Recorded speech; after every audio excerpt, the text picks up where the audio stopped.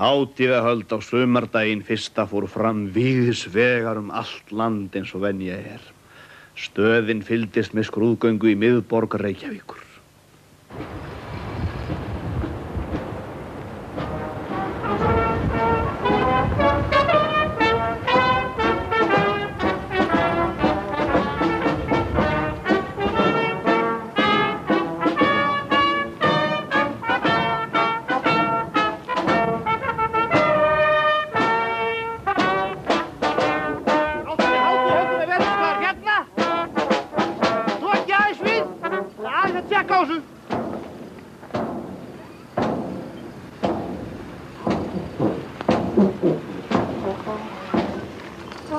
Niður hérna!